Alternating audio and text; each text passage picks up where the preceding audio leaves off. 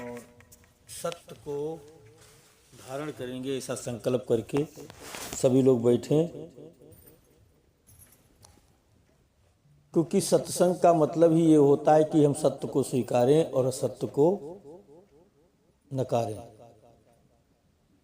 तो हमारा आपका जितना भी संग हो रहा है वो असत्य का ही हो रहा है, क्योंकि सत्य स्वरूप तो हम खुद हैं।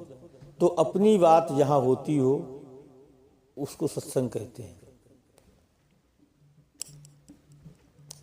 तो पहले तो हमें अपने आप को यही जानना कि हम कौन हैं। इस शरीर के अंदर न हम मन है, न बुद्धि है, न प्राण है, न इंद्रियां हैं, न हाथ हैं, न पैर हैं, न शरीर है। हम आप चेतन स्वरूप आत्मा है, अजर अमर अविनाशी हैं, पैदा होने वाले मरने वाले नहीं हैं। हम अपने आप से दूर हो गए हैं, और अपने आप से दूर काहे से हुए हैं? केवल विचारों से, अपनी भावनाओं से। और वो भावनाएं हमारी कहाँ जुड़ गई हैं? जो हमारे जानने में आ रहा है, मानने में आ रहा है, देखने में आ रहा है, अनुभव में आ रहा है, उससे हमारी आपकी भावनाएं जुड़ गई हैं। और इतना हमारा लगाव उनसे हो गया है, इतना लगाव हो गया कि उनको ही हम अपना रूप मानने लगे हैं। एक भजन अकरी जी महाराज जी का है, उन्होंने लिखा है, योनियों में अनेकों भटकता रहा, कौन है ये कभी तूने जाना नहीं। देह और इंद्रियों के सभी धर्म को आत्मा के धर्म तू समझता रहा। मतलब नाना प्रकार की योनियों में भ्रमण करते करते अब हमें आपको ये मानवतन मिला है। बताया है भजन के अंदर कि देह मतलब ये शरीर और इंद्रियां, मन, बुद्धि, इसको ही हम अपना स्वरूप मानते रहे। शरीर अगर स्त्री का मिला तो अपने आप को स्त्री मानने लगे, शरीर अगर पुरुष का मिला तो अपने आप को पुरुष मानने लगे। जबकि आप कितना भी मानते रहो, कितने भी इनके गुण धर्मों को अपनाते रहो, लेकिन आप ये कभी हो ही नहीं सकते। अब जिस चीज को तुम खूब मानते रहो, अंत में वो तुमसे जब बिछड़ेगी तो तुम्हें दुख ही मिलेगा। और उसकी आशा तुमको, जहां की आशा लगी होगी वहीं तुम्हारी मंजिल बन जाएगी। बस यही भवसागर है। भवसागर को पार करने का मतलब यह है कि आप अपने आप से अपना नाता जोड़ लो, अपने स्वरूप का बोध कर लो। तो अपने स्वरूप के बारे में जानो कि मैं निर्गुण हूं, मैं निर्लेप हूं, मैं निरंजन हूं। ये मेरा स्वरूप है। मेरे अंदर किसी प्रकार की मान्यता नहीं है, मेरे अंदर कोई धर्म पंथ मजहब नहीं है। मेरे स्वरूप में कोई नाता रिश्ता नहीं है। नाते रिश्ते तो शरीर के हैं, शरीर के होने से। शरीर अभी खत्म हो जाए तो शमशान भूमि में जाते हैं, डीला उतार के फेंक देते हैं कि आज से हमारा तुम्हारा नाता खत्म हो जाता। खत्म। तो यहां संसार में जितने नाते रिश्ते ये सब झूठ हैं, यहां की जितनी मान्यताएं हैं वो सब झूठ हैं। तो हमें आपको इस संसार में इन मान्यताओं को निभाना है। लेकिन जहां परमात्मा का द्वार है, जहां हमारा परमात्मा का संबंध है, वहां पर अगर आप संसार के नियम, कायदे, कानून, मान सम्मान अगर ये लेकर के आप परमात्मा की भक्ति करने जाओगे तो आप परमात्मा की भक्ति नहीं कर पाओगे। क्योंकि उन मान्यताओं के, उन गुणों की, उन नियम संयम की एक बीच में दीवार खड़ी रहेगी। अब तुम कितना भी प्रयास करो कि मैं अलखनाथ भगवान की भक्ति कर लूं, मैं गुरु भक्ति कर लूं, हो ही नहीं पाएगी। केवल मानते रहो कि हम गुरुमुख हैं और हम भक्ति कर लेते हैं। ठीक है, हम भजन भी कर रहे हैं, गुरु जी ने जो बताया वो भजन भी कर रहे हैं, लेकिन वो सब कुछ कर रहे हो तुम, वो कर किस लिए रहे हो ये तो विचार करो। कर तो इसीलिए रहे हो कि हमारे और परमात्मा के बीच में जो दीवार खड़ी हुई है वो दीवार गिर जाए। हम और हमारे परमात्मा के बीच में एक दीवार खड़ी है। काहे की? पहली तो शरीर की है, पहली तो शरीर की है। अब शरीर के जितने नियम संयम है, धर्म है, वो सब इसके साथ में लगे हैं, ये दीवार खड़ी हुई है। अच्छा, अब हम समाधि में जाते हैं। समाधि में जाते हैं तो समाधि में जब तक शरीर का भान रहता है तब तक तुम्हारी समाधि नहीं लग सकती, चाहे कितना ही प्रयास कर लेना। जब शरीर का भान खत्म हो जाता है, शरीर के गुण धर्म सब खत्म हो जाते हैं, इनकी कोई मान्यता नहीं रह जाती है, तब कहीं आपको अपने स्वरूप का आभास होना शुरू होता है। आपके स्वरूप का आभास होने का मतलब है सब चीज की विस्मृति हो जाए और आनंद प्रकट होने लगे, शांति प्रकट होने लगे। ठीक है? तो ये दीवार हमारी कहाँ गिरेगी? अगर हम देवी मैया का पूजन करने जा रहे हैं तब भी दीवार बनी हुई है ना, तमाम नियम संयम है। अगर हम किसी भी धर्म पंथ मजहब की भक्ति करने जा रहे हैं तब भी दीवार बनी हुई है। आप जब तक दूसरे की तरफ लगे रहेंगे तब तक आप अपने आप से मिल नहीं पाएंगे। अपने आप से मिलने के लिए आपको जो दीवारें खड़ी हुई हैं भेदभाव की, उन भेदभाव की दीवारों को गिराना पड़ेगा। अब वो भेदभाव की दीवारें अगर हम संसार में गिरा दें तो संसार सब बेकार हो जाएगा। क्यों भाई? संसार में तो तमाम ऐसे नाते रिश्ते हैं, तमाम ऐसे धर्म पंथ मजहब हैं, तमाम ऐसे नियम संयम हैं, जिनको गिराएंगे तो संसार का विधान ही खराब हो जाएगा। हो जाएगा नहीं हो जाएगा? पिता पुत्र से कहने लगे कि जो तुम्हारे अंदर बोल रहा है वो मेरे अंदर बोल रहा है, तो तुम काहे कि पिता, हम काहे कि तुम्हारे पुत्र। तो पिता पुत्र का नाता खड़बड़ा जाएगा। माता बेटा कहने लगे तुम काहे की माता, हम तो तुम्हारे अंदर भी हैं, तुम जो हमारे अंदर वो तुम्हारे अंदर, तो तुम काहे की माता। तो संसार का विधान खराब हो जाएगा नहीं हो जाएगा? अब ये हमारे, अब इसका तो काम चल रहा है, ये तो हम खूब निभा रहे हैं। ये निभाते निभाते निभाते निभाते पक्का हो गया, हमारे अंदर दृढ़ हो गया। हम सभी अपने आप को कितना भी नकारें, कितना भी निकारें, लेकिन अंदर हमारी ये भावना बनी हुई हम शरीर हैं, हम शरीर हैं, हम शरीर। इसके लिए याद नहीं करना पड़ रहा, ये बिल्कुल पक्की है हमारे आपके अंदर कि हम शरीर हैं।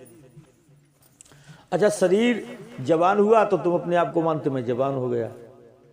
शरीर बूढ़ा हुआ तो मैं अपने आप को मानता बूढ़ा हो गया। शरीर मरा तो मैं कहता मैं मर गया। शरीर पैदा हुआ तो मैं पैदा हो गया। तो इससे पूरी पूरी धारणा हमारी आपकी क्या है कि मैं शरीर हूं। अच्छा, अब विचार करके देखो, आप कितना भी ये मानते रहो कि मैं शरीर हूं, मैं शरीर हूं, तुम शरीर हो सकते हो? हो सकते हो शरीर तुम? ये सत्संग है। अब झूठ को तो हम त्यागना चाहते ही नहीं। अब झूठ को त्यागने का मतलब ये नहीं कि हम शरीर ही त्याग दें, ऐसा नहीं है। लेकिन शरीर के नियम संयम, शरीर के गुण धर्म तुमने अपनी आत्मा के ऊपर लाद रखे हैं, बस ये त्यागना है। जो तुम्हारे ऊपर लदे हुए इनको त्यागना। अब ये कहां त्यागे जाएंगे? ये भगवान के द्वार में तो त्यागे जाएंगे। अलखनाथ भगवान के ही द्वार में तो त्यागे जाएंगे। तभी तो मुझे ऐसा लगेगा कि जो अलखनाथ भगवान है वही मेरा स्वरूप है। मेरे आपके अंदर जो बोल रहा है, जो इतने घटों में बैठा हुआ है, वो एक ही तो है या अलग अलग? एक ही है। तो इसका हम अभ्यास करें बार बार। दो काम बताए जाते हैं सत्संग के अंदर, जिनसे नाता हमारा था, है और रहेगा। उसी से हमें इस मानव जीवन में नाता जोड़ना है। अगर भवसागर से पार जाना चाहते हो, अपने मानव जीवन के लक्ष्य को प्राप्त करना चाहते हो, तो ये काम कल पर ना छोड़ो, क्योंकि कल का पता नहीं कि कल तुम्हें मिले या न मिले।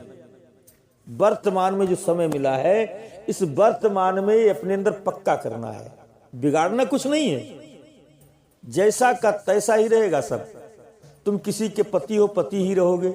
तुम किसी की पत्नी हो पत्नी ही रहोगे, तुम किसी के बाप हो बाप ही रहोगे, तुम जवान हो तो जवान ही रहोगे, है ना, बूढ़े हो तो बूढ़े रहोगे, मरने वाले तो मरने वाले रहोगे, है ना। मतलब जैसा का तैसा, इसमें बिगड़ना कुछ नहीं है। तुम्हें अपने अंदर विचारों में परिवर्तन लाना है, अपने अंदर विचारों में परिवर्तन लाना। विचारों में परिवर्तन क्या लाना? ये लाना है कि मैं शरीर नहीं हूं, मैं पैदा होने वाला मरने वाला नहीं हूं, मैं स्त्री पुरुष बूढ़ा जवान नहीं हूं, मैं किसी का नातेदार रिश्तेदार नहीं हूं, क्योंकि मैं अजन्मा हूं, मैं अगोचर हूं, मैं गुणातीत हूं, मैं अजर अमर अविनाशी हूं, मैं निर्मल रूप हूं, मैं निरंजन रूप हूं, मैं ज्योति रूप हूं, मैं आनंद रूप हूं, है ना। ऐसी दृढ़ता अपने अंदर लानी है, और ऐसी दृढ़ता ला करके मुझे अब भक्ति में संसार नहीं होता। जहां संसार होगा वहां भक्ति नहीं होगी। भक्ति में कोई नातेदार रिश्तेदार नहीं होता, ये हमेशा याद रखना। और ना नातेदार रिश्तेदार के संसार के नियम संयम लेकर के अगर आप भक्ति करने आओगे तो भक्ति नहीं हो पाएगी, क्योंकि भक्ति में प्रेम होता है। भक्ति में प्रेम होता है, और प्रेम जहां अखंड होता है वहां कोई नियम संयम नहीं होता है। देखा होगा तुमने, सबरी जात की भिलनी थी, हैं, और राम जी ठाकुर थे, है ना। राम जी ठाकुर थे और सबरी जात की भिलनी थी, लेकिन सबरी के अंदर प्रेम था। प्रेम में उसने, अब बताओ, कोई किसी देवी मैया का तुम पूजन करो, किसी भगवान का पूजन करो, तो तुम क्या उसको झूठी चीज अपनी खिला दोगे? प्रसाद अगर खिलाओ तो झूठा खिलाओगे? बहुत पवित्रता के साथ बनाओगे प्रसाद, खूब नहा धो करके बड़े भावों को पवित्र करके तब कहीं प्रसाद चढ़ाओगे अपने देवता के लिए। लेकिन सबरी ने क्या किया? सबरी ने झूठे में रखवा दिए और बताती जा रही है कि मैं चख चख करके लाई हूं, जो खट्टे थे उन्हें फेंक दिया, मीठे मीठे लाई हूं। प्रभु खाओ, बहुत मीठे बेर है। और प्रभु को खूब पता लग गया कि ये झूठे बेर लाई है, तो प्रभु ने वो झूठे बेर खाए और कहा सबरी बड़े मीठे बेर हैं, दुनिया में इतनी मीठी कोई चीज है ही नहीं जितने मीठे ये बेर हैं। पृथ्वी से लेकर आकाश तक इतनी मीठी चीज कोई है ही नहीं जितने मीठे, इतने स्वादिष्ट लग रहे हैं कि गुठली फेंकत सकुच लगत है प्रेमिन के बेर। सबरी मोको बेर दे बेर, और बेर बेर दे बेर। राम जी कहते हैं मोको बेर बेर दे बेर, सबरी बेर बेर दे बेर। क्योंकि ये गुठली जो है, बेरों की गुठली फेंकी जाती है, अब वो गुठली मुंह में उनके है और फेंकना चाहते हैं, लेकिन फेंकते वक्त उन्हें याद आ रही कि प्रेम इनके बेर है, कैसे फेंक दें, तो गुठली नहीं फेंक रहे निकाल के। तो जहां प्रेम तहां नेम नहीं, तहां न बुद्धि व्यवहार, प्रेम विवश जब मन हुआ तो कौन गिने तिथवार।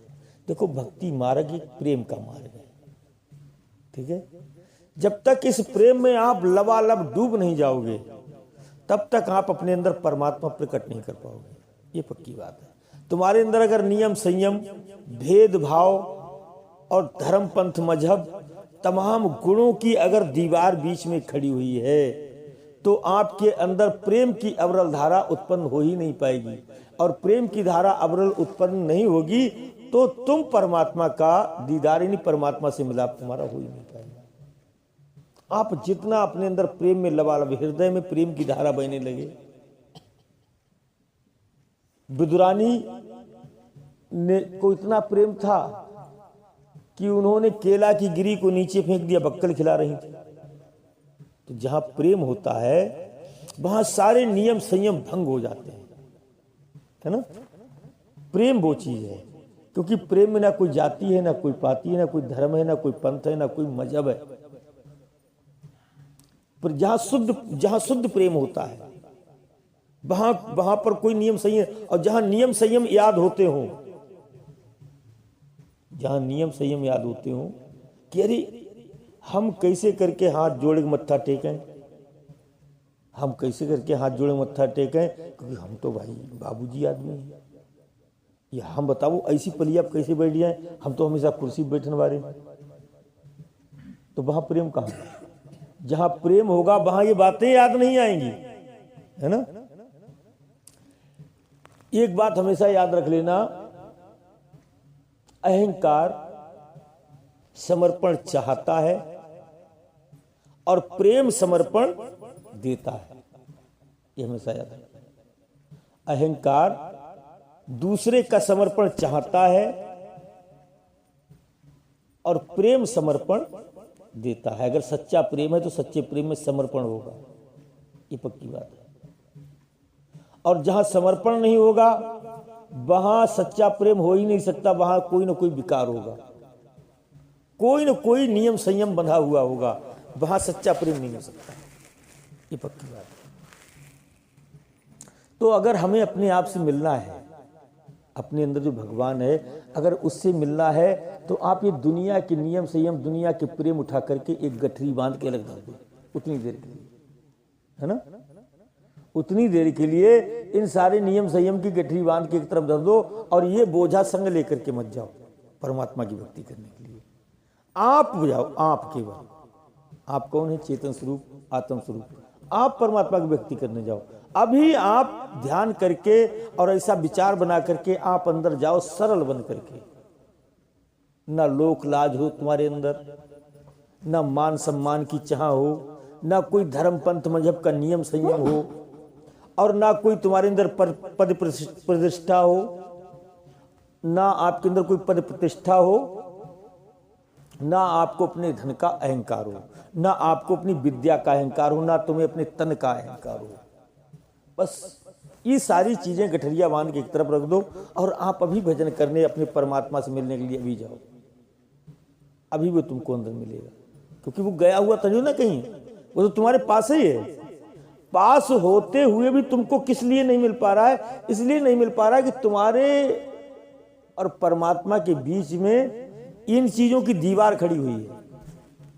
अरे मैं पुरुष हूं, मैं स्त्री हूं, मैं जवान हूं, मैं ब्राह्मण हूं, मैं वैश्य हूं, मैं शूद्र हूं, मैं क्षत्रिय हूं, मैं धनवान हूं, मैं विद्वान हूं, मैं रूपवान हूं। इसका गरूर है मेरे लिए। ये गरूर की दीवार मुझे परमात्मा से मिलने नहीं दे रही। अब ये गरूर की दीवार आप बीच में खड़ी करे रहो और भक्ति करो, तो चाहे पूरे जीवन भक्ति करो, आप ज्यों के त्यों हो। आप कैसे हो? जैसे घुइया का पत्ता देखा तुमने, कितनी भी बरसात हो भीगेगा क्या वो? लोग इसका उदाहरण भी देते, अरे वो फला आदमी बाको केतियों का, वो तो घुइया का पत्ता है। वो तो घुइया का पत्ता है। तो कुछ शिष्य लोग भी घुइया का पत्ता बन के बैठते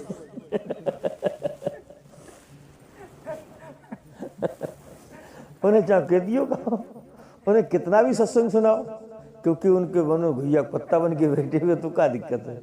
बूंद आवे रहा खिचड़ी तो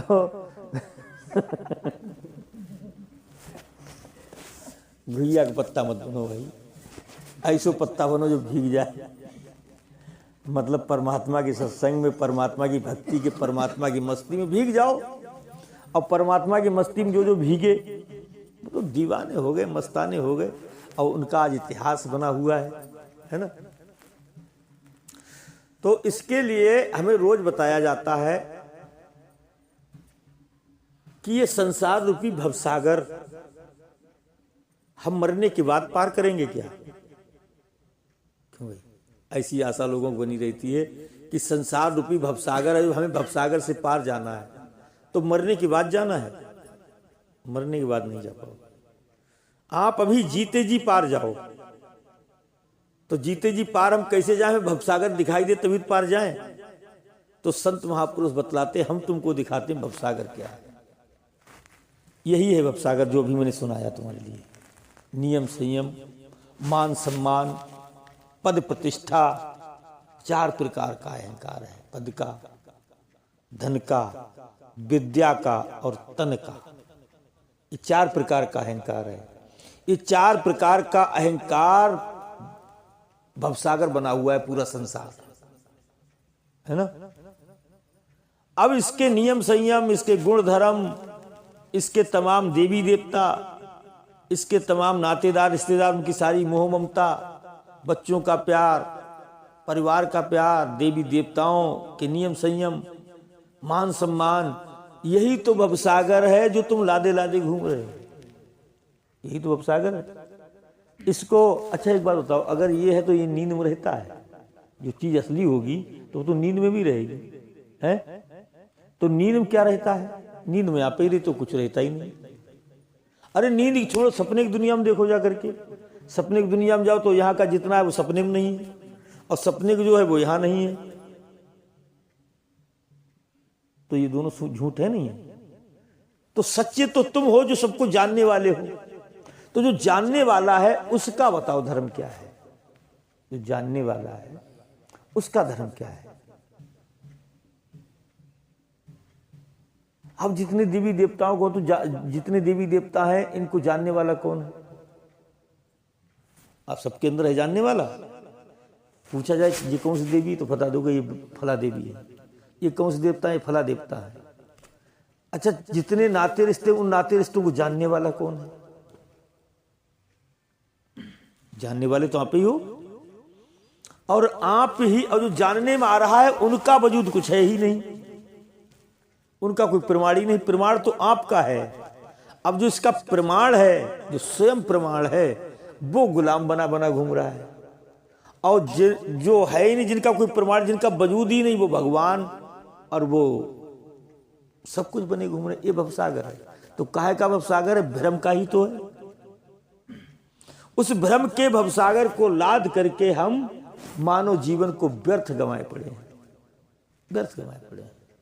तमाम प्रकार की बातें, तमाम प्रकार की सोचें लादे लादे घूम रहे हैं, और उन सोचों में इतने घिर जाते हैं, इतने घिर जाते हैं, इतने घिर जाते हैं कि अपने जीवन की ऐसी तैसी कर लेते हैं, और सोचते सोचते ऐसी खाई में गिरते हैं जाकर के भवसागर की, जहां से कभी निकल ही नहीं सकते, कभी नहीं निकल सकते।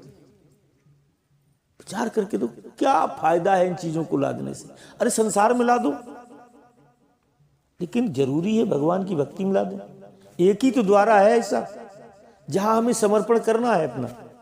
भाई अलखनाथ भगवान का ही एक द्वार है, तुम्हें एक जगह समर्पित होना है। तन मन धन सब अर्पण कीजिए, और हानि होए तो होने दीजिए, है ना। सब कुछ समर्पित कर दो प्रभु। ठग जाओ, अगर यहां नहीं ठगे गए तो दुनिया में ठगे जाओगे, और यहां ठग गए तो सेठ बन जाओगे, ये पक्की बात है। इस दरबार में अगर ठगे गए तुम, लेकिन हम क्या करते हैं ना, इस दरबार में ठगने से बचते हैं। इस दरबार में ठगने से हम बचते हैं, कहीं ठग ना जाए हम सत्संग में जाकर के, सत्संग में जाकर के कहीं हम ठगे ना जाएं। बड़ी चेतन होकर विचार करते हैं, कहीं ठग ना जाए। जब यहां से बचते हो तभी संसार में ठगे जाते हो, और संसार में ठगे गए तो फिर वो ठगाई का मतलब क्या है? 84 लाख योनियां, भूत प्रेत चुड़ैल मसान कीड़ा मकोड़ा सुअर सोरिया। अब सोरिया बन गए तो क्या करना पड़ेगा? विष्ठा कहानी पड़ेगी नहीं।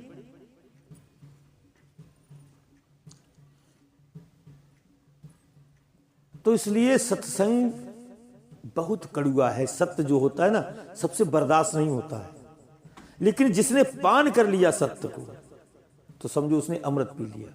वो फिर मजा आ जाएगा उसके लिए, उसके जीवन में बाहर आना शुरू हो जाएगी। अब हम अलखनाथ भगवान को ही प्राप्त करना चाहते, तो काहे के दायरे में प्राप्त करना चाहते हैं कि अलखनाथ भगवान हमारे नियम संयम में अगर बंध के आए तो हम भगवान स्वीकार करेंगे उनके लिए, और नियम संयम से बाहर होंगे तो भगवान नहीं मानेंगे। मती मान, मती मान। और ना मानो तो भैया उनको का अलखनाथ भगवान का बिगड़ जाएगी, लेकिन तुम्हारी ऐसी तैसी हो जाएगी। क्योंकि जो मौका मिलो वो चलो जाए तुम्हारे हाथ से, जो मौका मिला हुआ वो चला जाएगा तुम्हारे हाथ से, और फिर तुम चिल्लाओगे हाय ये क्या हुआ, अब क्या पछताए होते हैं। अब तो तुम्हें भुगतना ही भुगतना पड़ेगा। इसलिए समझो विवेक द्वारा, बिन गुरु भवनिधि तरह ना कोई, चाहे बिरंच शंकर सम होई। हमें केवल एक ही देवता खुश करना है, अलखनाथ। हमें एक ही देवता खुश करना है, अलखनाथ।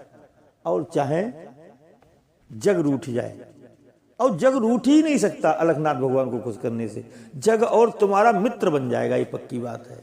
जिन जिन लोगों ने अलखनाथ भगवान को खुश किया, अलखनाथ किसी ने भगवान बना के खुश किया।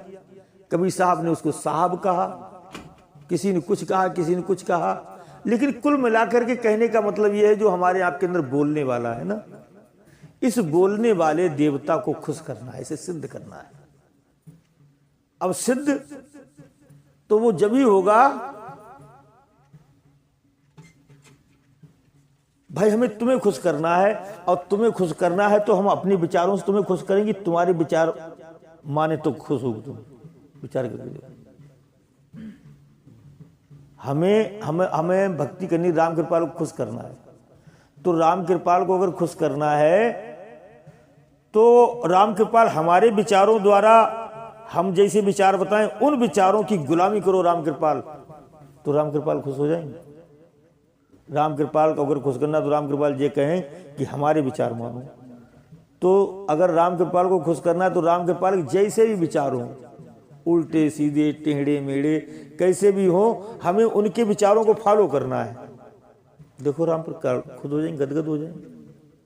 तो अलखनाथ भगवान को अगर खुश करना है तो अलखनाथ भगवान की इच्छा है कि आप सारे नियम संयम को जला करके भस्म कर दो, तो कर दो। अरे हिया कर दो, दुनिया मती करो, लेकिन इनके द्वार पावो तो कर दो, क्या दिक्कत है। किसी देवी देवता को आप लेकर के मत आओ, अपने मान सम्मान को लेकर के मत आओ, अपने धर्म पंथ मजहब को लेकर के मत आओ, अपने चारों प्रकार के अहंकार की चादर उतार के बाहर ही रख दो। यहाँ केवल सरल भाव से आओ, निर्मल भाव से आओ, पूरे समर्पित भाव से आओ, तो अलखनाथ भगवान खुश। रामायण में लिखा, निर्मल मन जन सोई मोह पावा, मोह कपट छल छिद्र ना भावा। अलखनाथ भगवान खुश हो जाएंगे। और आप अंदर भी जाकर के देखो, ऐसा ही है। अगर मेरी बात नहीं मान रहे हो तो आप खुद प्रैक्टिकल करके देख लो। नींद आपको कब आती है? जब तक तुम्हारी जो चीजें, जो मान्यता वाली चीजें हैं, जब तक वो तुम्हें याद रहती तब तक नींद आती है। अनुभव करके देख लो, आती है? तब तक नहीं आएगी। नींद जब ही आएगी जब तुम्हारी सारी बाधा दूर हो जाएगी। काहे कि यहां तक कि ये भी बात तुम्हारी दूर हो जाए कि मैं स्त्री हूं कि पुरुष, ये भी जब डिलीट हो जाएगी तभी आएगी। अनुभव करके देख लो। अगर तनिक भी याद तुम्हें अपने धन की भी रही तब तक नींद नहीं आएगी। अगर तनिक भी याद तुम्हें ये रही कि मेरे पास इस समय 50,000 रुपया है और कहां कहां रखा है, 50,000 रुपया को याद करते रहो। जब तक याद रहेंगे 50,000 रुपए तब तक नींद नहीं आएगी। आएगी? अच्छा समझो हमारे माँ बाप हैं, जब तक तुम्हें माँ बाप की याद रहेगी तब तक नींद नहीं आएगी। अच्छा तुम अपने मन को ही याद करो, ये मेरा मन आज बहुत दुखी है, मेरा मन खुश नहीं हो रहा है। जब तक मन की याद रहेगी तब तक नींद नहीं आएगी। मन छोड़ो, अच्छा तुम इन शरीर को ही याद करो, मेरा शरीर अब तगड़ा हो गया, अब कमजोर हो गया है शरीर, और मेरा शरीर इतनी साल का हो गया है, और मेरा शरीर ऐसा है वैसा है। जब तक तुम्हें शरीर की याद रहेगी तब तक नींद नहीं आएगी। संसार की कोई भी चीज, चाहे वो मान सम्मान से जुड़ी हो, चाहे वो धर्म पंथ मजहब से जुड़ी हो, चाहे वो किसी से जुड़ी हो, जब तक इसकी विस्मृति नहीं हो जाएगी तब तक आपको नींद नहीं आएगी, है ना? क्योंकि और विचार करो, संसार में आप विचार करके देखो, संसार में अगर कोई सबसे बड़ा आनंद है, सबसे बड़ा आनंद है तो वो क्या है? नींद का है। नींद से बड़ा आनंद है किसी चीज में? एक भी आनंद बता दो कि नींद से बड़ा ये आनंद है, बताओ। जितने लोग बैठे हो, विवेक द्वारा याद करके बताओ, नींद से बड़ा आनंद है कोई दुनिया में? नींद आती हो और बहुत सुंदर पकवान रखा हुआ हो, उसे भी आप त्याग दोगे। इस संसार में कहते हैं जर जोरू जमीन, इनके पीछे कत्ल हो जाते हैं, है ना। लेकिन नींद आ जाए तो जर जोरू जमीन को भी त्याग दिया जाता है। नींद आ जाए, है ना। कितनी भी सुंदर स्त्री हो, नींद आ जाए, कितना भी धन हो, नींद आ जाए, सब गायब हो जाता, नहीं हो जाता। तो इससे साफ जाहिर हो रहा है कि सबसे बड़ा आनंद कहां है? नींद, है ना। सबसे बड़ा आनंद नींद में है। लेकिन नींद रूपी आनंद कब मिलता है? जब सब विस्मृति कर दी जाती है, और वो तो परमात्मा है जो नींद का भी पति है। जो नींद रूपी आनंद भी उस परमात्मा से प्रकट होता है, वो परमानंद है। अब उस परमानंद को अगर प्राप्त करना है तो क्या करना पड़ेगा? नियम संयम निभाने पड़ेंगे। बस इसीलिए हम आप लोग मात खाते हैं, इसीलिए हम उसके किनारे नहीं पहुंच पाते हैं, क्योंकि हमारे आगे बहुत बड़ी दीवार खिंची हुई है जिसको हम त्याग ही नहीं पा रहे हैं। तो बेटा ये छलांग तो लगानी पड़ेगी, ये छलांग तो लगानी पड़ेगी मानव जीवन में। आज नहीं लगाओगे, अब नहीं लगाओगे तो कल नहीं लगा पाओगे, आज ही लगानी पड़ेगी। और जो ये छलांग लगा जाते हैं, हकीकत में वो मानव जीवन के लक्ष्य को पा जाते हैं, अब वो ही परम संत कहलाते हैं। ये तो लगानी पड़ेगी, चाहे आज लगा लो, लेकिन थोड़ी देर के बाद लगाएंगे तो नहीं लगेगी, तुम्हारे बस की बात नहीं। क्योंकि काल तैयार खड़ा हुआ है, अब बिल्कुल निशाना तुम्हारे ऊपर है, उसका बंधा हुआ। वो सोचता है कि जरा सा मौका मिले, इसका कान पकड़ूं, ले जाऊं, उसे घुसने की जगह मिल पाए। लेकिन वो सत्संग में नहीं घुस पाता है, सत्संग में नहीं घुस पाता है। और मैं चैलेंज देकर के कहता हूं, इतने लोग सत्संग में बैठे हुए हैं, एक बात भी काट के दिखा दो। तुम काट सकते हो? नहीं काट सकते, क्योंकि यहां प्रवेश ही नहीं काल का है। और जहां यहां से हटे, तुम्हारे अंदर तमाम तरके पैदा भी हो जाएंगे, क्योंकि काल घुस जाएगा। फिर वो तुम्हारे बुद्धि को, मन को नाना प्रकार की यादें दिला दिला करके, अरे बताओ ऐसो कैसे हो सका, ऐसो कर दी तो फिर बताओ कैसे करके जी पाऊंगा, ऐसो तो ही ना सकता। नींद में कैसे हो जाता है? नींद में भी तो उतनी देर के लिए गायब हो जाता है सब कुछ। तो कौन सी बिगाड़ हो जाता है तुम्हारी दुनिया में? नींद में कौन सा तुम्हारे पास मान सम्मान रह गया? नींद में कौन सा तुम्हारी लोक लाज रहेगी याद? नींद में कौन से तुम स्त्री पुरुष रह गए? नींद में कौन से तुम्हारे नातेदार रिश्तेदार रह गए? नींद में कहाँ तुम्हारा रुपया चला गया? नींद में कहाँ तुम्हारी विद्या रहेगी? कोई नींद में कोई पढ़ा लिखा रह जाता है? यहाँ की पढ़ाई किसी की है नींद में?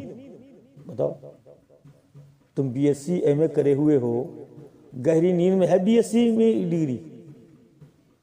अच्छा, अनपढ़ चला जाए नींद में, और एक पढ़ा लिखा एक धनवान व्यक्ति नींद में चला जाए, और वहां जाकर के इनकी बैठक हो।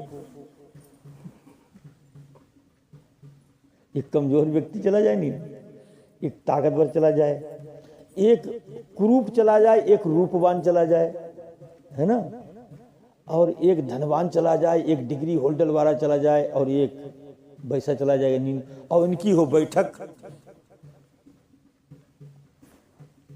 जरा अनुभव करके देखना, इनकी हो गहरी नींद में बैठक, तो किसी को आप पहचान सकते हो कि ये धनवान है, किसी को आप ये पहचान सकते हो तगड़ा तंदुरुस्त है, क्योंकि वहां सब एक जैसे नहीं, एक अलग अलग भी नजर नहीं आएंगे, एक ही होंगे सब, है।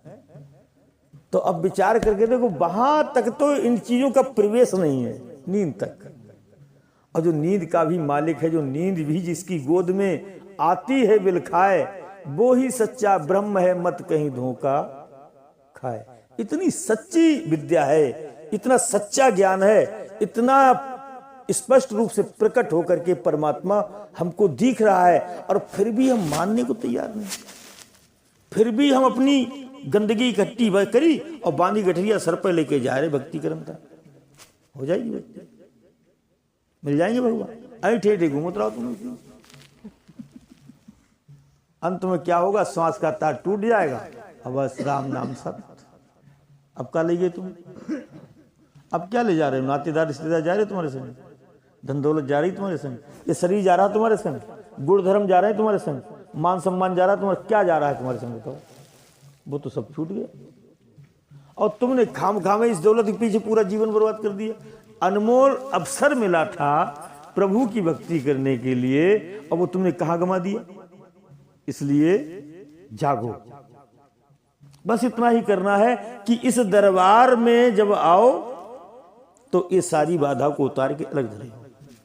मान सम्मान, लोक लाज, पद प्रतिष्ठा, धन दौलत, जाति पाति, यहां केवल एक चीज लेकर के आओ, प्रेम। और कौन सा प्रेम? जिसमें कोई नियम ना हो, जिसमें यह भी भान ना रहे कि परमात्मा अलग है और मैं अलग हूं, है ना? ऐसा प्रेम अब अबरल बहता हुआ हो, उस प्रेम की धारा में बह जाओ। बस बोलो लखनाथ भगवान की जय।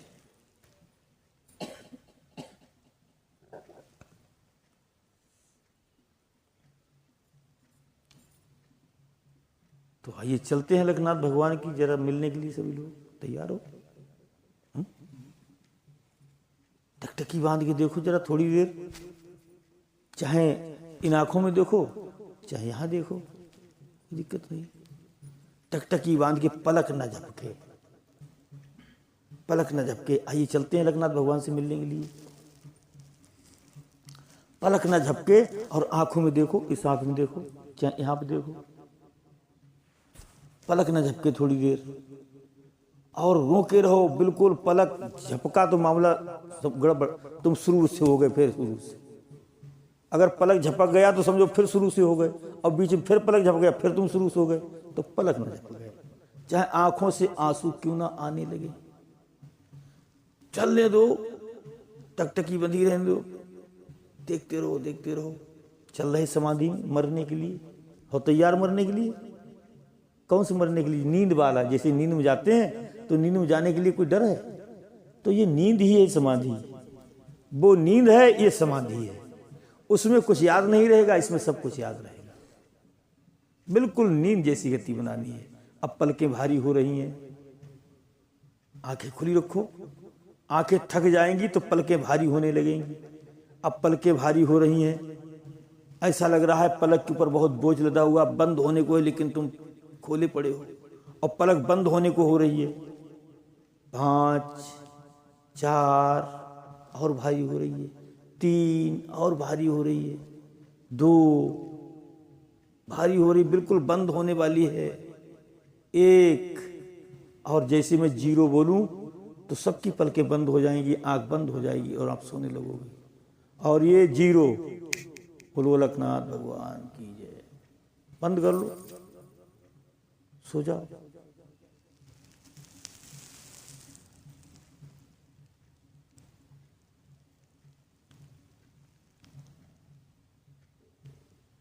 गहरी नींद में सो जाओ। श्वास अंदर जा रही है, जैसी श्वास अंदर जाए, गहरी श्वास जैसी अंदर जाए तो समझो गहरी नींद में जा रहे हो। श्वास अंदर जा रही, गहरी नींद में जा रहे हो। श्वास बाहर जा रही है तो सारी यादें, सारे विचार बाहर भाग रहे हैं, तुम निर्विचार हो रहे हो।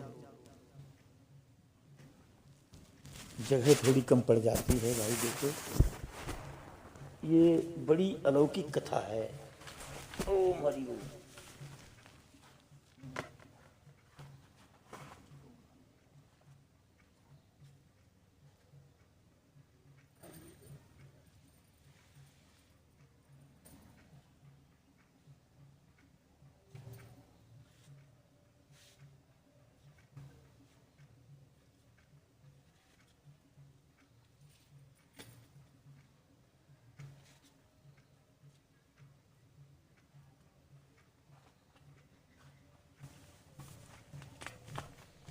बस सो जाओ गहरी नींद में, सो जाओ गहरी नींद में, खूब गहरी नींद में चले जाओ, गहरी नींद चले जाओ, सो जाओ गहरी नींद में, नहीं गहरी नींद चले जाओ,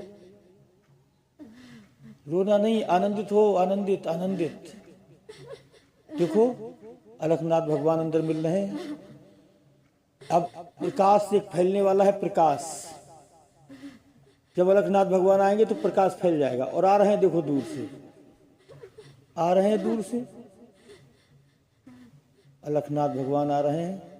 बिल्कुल उनके रोम से, एक एक रोम से करोड़ों सूर्यों जैसा प्रकाश निकल रहा है, एक एक रोम से उनके करोड़ों सूर्यों जैसा प्रकाश निकल रहा है, सामने से आ रहे हैं। और तुम देख रहे हो वो नजारा प्रकाश का, आंखें आपकी उस प्रकाश को देख नहीं पा रही हैं। अलखनाथ भगवान कौन से रूप में हैं? बिल्कुल प्रकाश रूप में है, तुम्हारे गुरु जी के रूप में है। उनके शरीर से अलौकिक प्रकाश निकल रहा है। बस इन्हीं भगवान को देखना है, यही हमारे भगवान है, इन्हीं पे तन मन धन सब कुछ अर्पण करना है, यही हमारी मंजिल है और कहीं नहीं जाना। बस आप यहां तक आ जाओ, आगे आगे मर्जी अलखनाथ भगवान की है, वो तुमको कहा दे। बस हमारी मंजिल यही है, यहीं पर प्रेम से उड़ेल दो, सब कुछ समर्पित कर दो, समर्पण कर दो अलखनाथ भगवान को। यही तो गुरु रूप में बाहर मिले हुए हैं, यही तो हमारे अंदर बोलने वाले हैं। आनंद लीजिए, खूब आनंद लीजिए, खूब मिलन कीजिए अपने अलखनाथ भगवान का। कितना सुंदर नजारा है, कितना आनंद आ रहा है, कितना अलौकिक दृश्य है। देखो कितना सुनहरा मौसम है, कितना अलौकिक प्रकाश हो रहा है। मुझे मेरे भगवान का दीदार हो रहा है, मेरे अलखनाथ भगवान का दीदार हो रहा है, मुझे दर्शन मिल रहे हैं। बिल्कुल डूब जाओ उनके प्रेम में।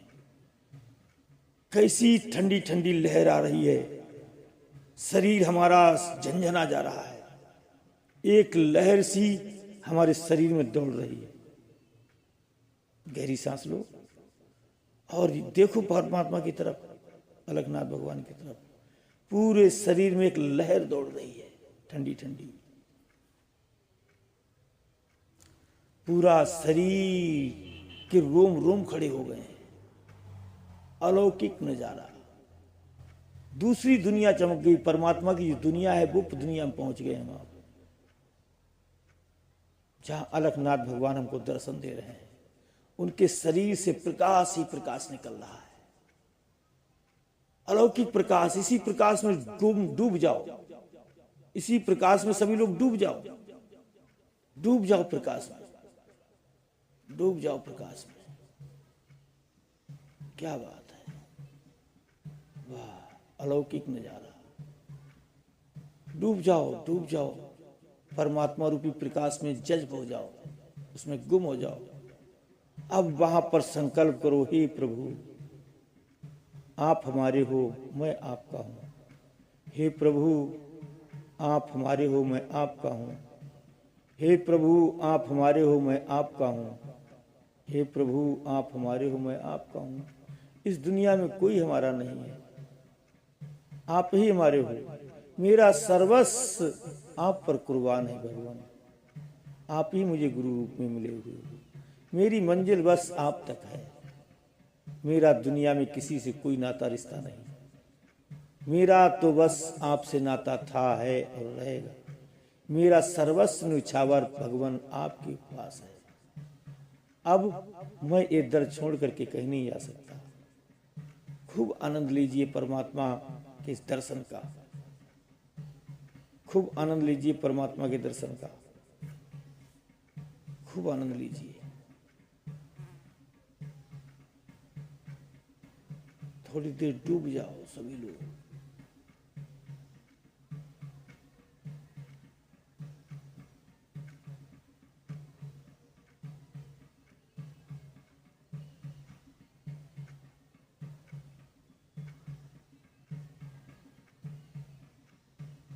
शरीर सो गया है, शरीर की खबर ना करो। शरीर सो गया है, शरीर मर गया, शरीर से कोई मतलब नहीं रह गया। शरीर मर गया, शरीर का ध्यान ही छोड़ दो। तुम और तुम्हारा परमात्मा, बस, और कोई नहीं। तुम और अलखनाथ भगवान, डूब जाओ आपस में, हो गया मिलन।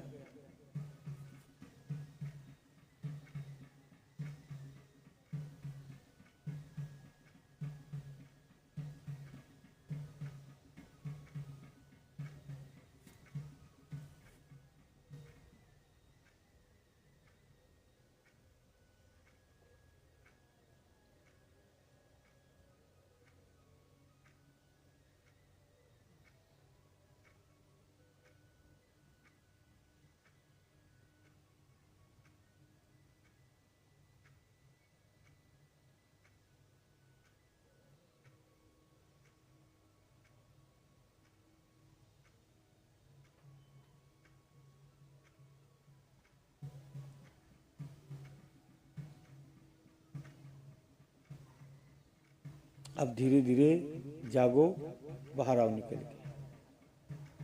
धीरे धीरे जागो, बाहर आओ निकल के। होश में आओ सभी लोग धीरे धीरे। 0, 1, 2 और होश में आओ 3 और होश में आओ 4। और जैसे मैं चुटकी बजाऊं, जयकारा बोलूं, वैसी आंख खोल लेना, जाग जाना। और ये 5 बोलो, अलखनाथ भगवान की जय। आंखें खोलो सभी लोग, आंखें खोल लो। मच्छर थोड़े गड़बड़ कर रहे हैं, इन्हें उठाओ बेटन, आ जाओ, उठ जाओ।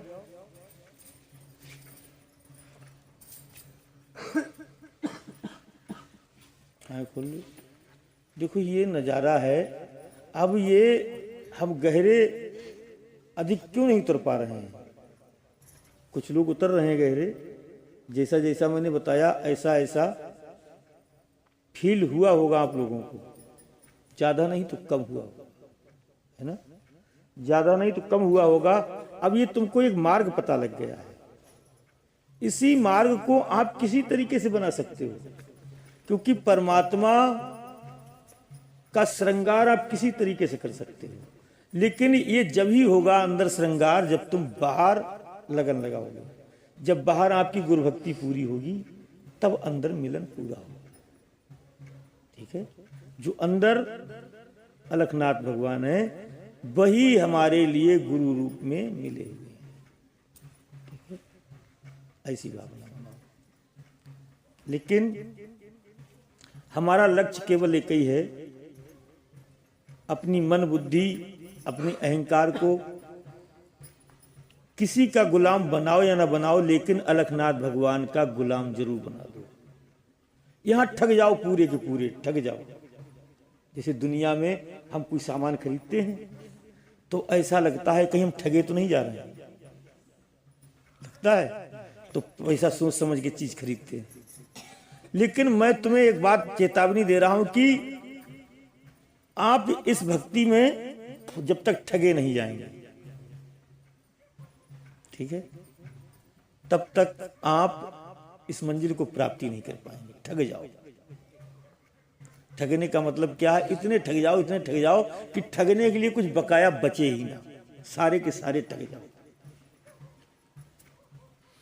और परमात्मा से प्रार्थना करो, हे प्रभु आप मुझे ठग लीजिए। ये अलौकिक एक बात है भक्ति की। परमात्मा से प्रार्थना करो, हे प्रभु आप मुझे ठग लीजिए। आप जब मुझे ठग लोगे तो मेरे पास ठगने के लिए कुछ बचेगा नहीं, जो मुझे संसार ठग पाए। क्योंकि संसार ठगेगा तो मैं संसार का गुलाम बन जाऊंगा, और संसार का गुलाम बन जाऊंगा तो मुझे 84 लाख योनियों में जाना पड़ेगा। समझ रही बात के लिए? बड़ी गौर से सुनो। तो परमात्मा के यहाँ ठग जाए तो सही रहेगा, नहीं रहेगा? तो अलखनाथ भगवान में ठग जाओ, और इतने ठग जाओ कि बचे ना कुछ, पूरे के पूरे ठग जाओ। और जब कुछ बचेगा नहीं तो संसार क्या ठगेगा? भाई ठगा तो वही व्यक्ति जाता है जिसके पास धनमाल होता है कुछ है, और धनमान जितना है वो तो हम अलखनाथ भगवान द्वार में ठगाया है। और जब तुम वहां बचाए लाओ कछु तो जमाना ठग ही लेगा, बच ही नहीं सकती हो। अब विचार करके देखो अपने अंदर से कि हम अलखनाथ भगवान के दरबार में ठगे गए या नहीं ठगे गए। जो ठगे गए हकीकत में वही मानव जीवन के लक्ष्य को पा गए, और जो ठगे नहीं गए हैं उन्हें संसार ठगने पर डटा हुआ है, वो संसार में ठगे जा रहे हैं। संसार की ठगाई से बचना है तो अलखनाथ भगवान के द्वार पर ठग जाओ पूरे। तो कोई जरा से ठगो है, कोई 50% ठग गया है, कोई 75% ठग गया है। 75% में 25% सोचा कि उससे जमाना संसार ठग ले, तो 25% संसार ठगे पर उसके लिए, और पूरे के पूरे ठग जाओ तो संसार क्या ठगे, तो संसार फिर उसे नहीं ठगता। तो जो कम कम ठगे हुए हैं ना, उनके दिल में डर बैठा हुआ है, उन्हीं का भजन नहीं बनता है, और वही उनकी बुद्धि भ्रमित रहती है। क्या करें क्या करें क्या करें, तो उनसे एक ही बात कह दो, ठग जाओ, हो गया, है ना। ठगने का मतलब समझ गए होंगे, बहुत बड़ी बात है ठगने की बात।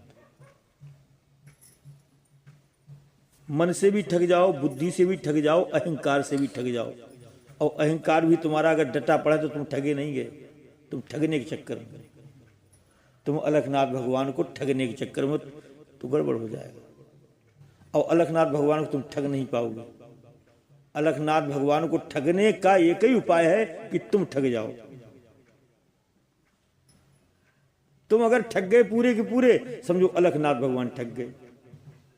और वैसे तुम चाहे धरती आसमान एक कर देना, और वेद शास्त्र ले आना, तमाम व्रत करना, भंडारे करना, कुछ भी करना, लेकिन आप ठग नहीं पाओगे अलखनाथ भगवान। अलखनाथ भगवान को ठगना है तो आप ठग जाओ पहले।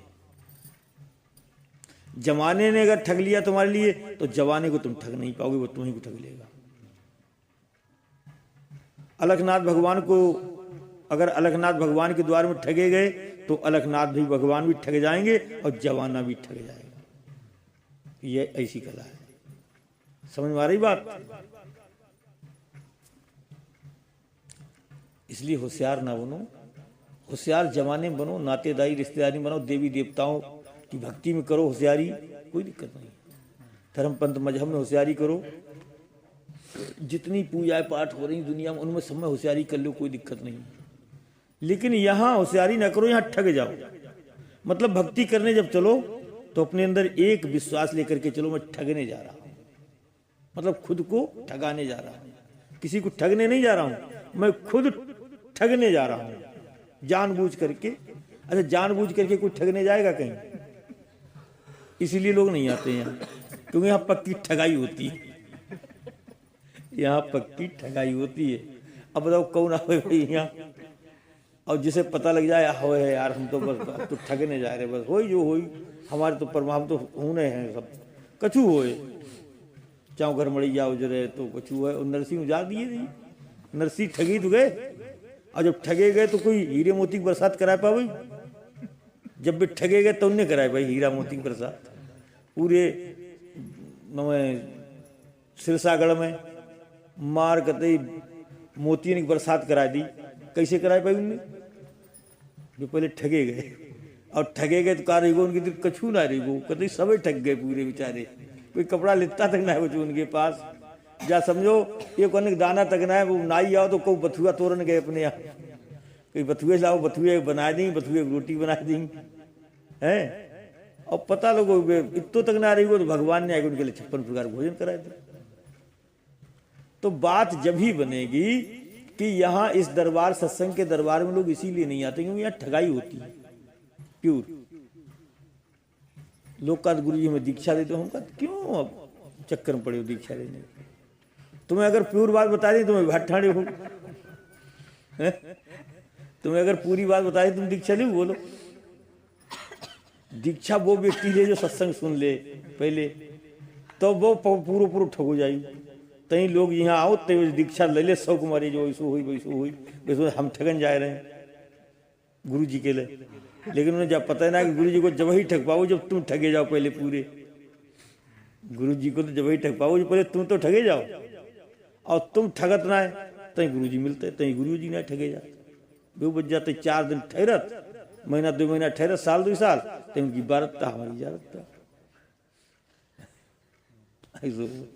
हाँ, जो पूरे पूरे ठगे जाते हैं वो ठग जाते हैं, उनके पल्ले में रहिए ना यार, कहूँ भाजन था कहूँ भाजा बेचारे सब तो ठग गए, अब जाओ कहाँ, अब सोच लो इन्हें नहीं नून रोटी खाए बैठे बैठे तो कहाँ जाएंगे बेचारे, जब पूरे पूरे यहाँ ठग गए, अब जाओ जाओ कहाँ। भाजत वे जो ठगे ना जाते, जो अपनी ठगाई से बचा ले तो रो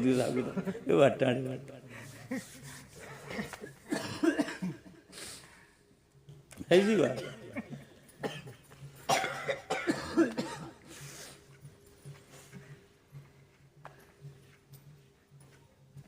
अरे जो ठग जाए पूरे पूरे जब मौत आवे चाहो कछुआ वे का हो तब तो ठगिए गए। अब जिंदो रह के क्या करें, पूरे पूरे तो ठग गए तो जिंदो रह का भाई। अच्छा, अब इज्जत कमाऊन कहाँ जाएंगे, जब पूरे पूरे ठग गए तो इज्जत कमाऊन कहाँ जाएंगे। कहा यार बड़ा बदनामी हो जाई जो हो जाई, अब बदनामी हो रही कछुआ तो ठगिए गए पूरे। अगर तुम बचियो जाओ, अपनी बदनामी बचाओ तो बचाइए ना बहू, बचाई करूँगा, जब हुए ना तुम ठगे गए पूरी। बात ये है। बोलो लखनाथ भगवान की। अब आरती करो।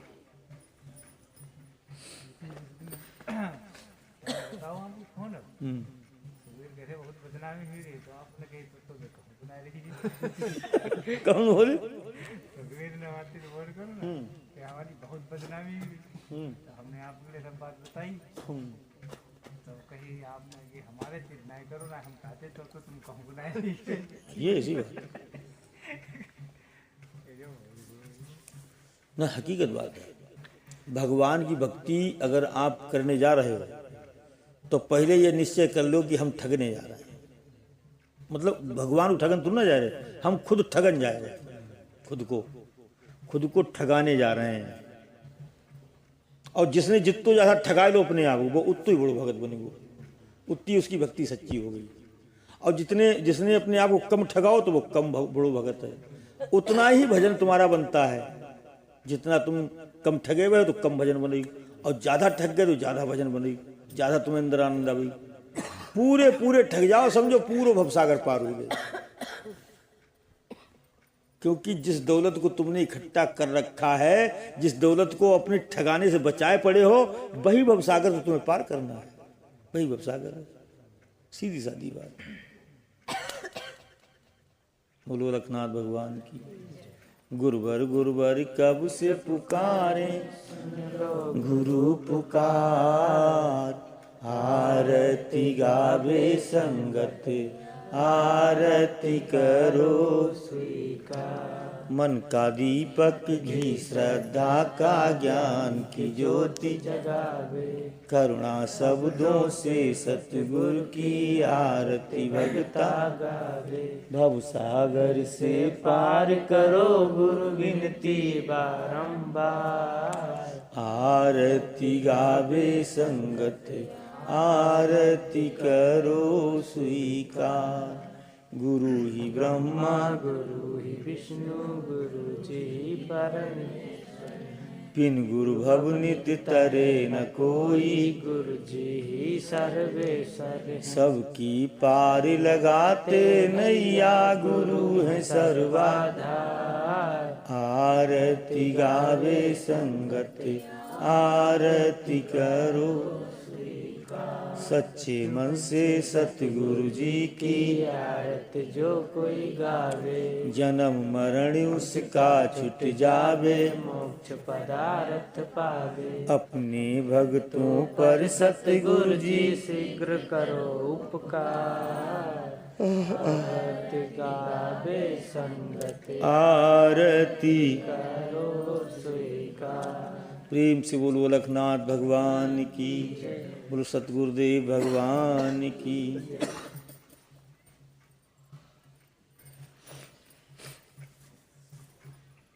प्रसाद खुद बांट दो ना भाई, सबर कर ले।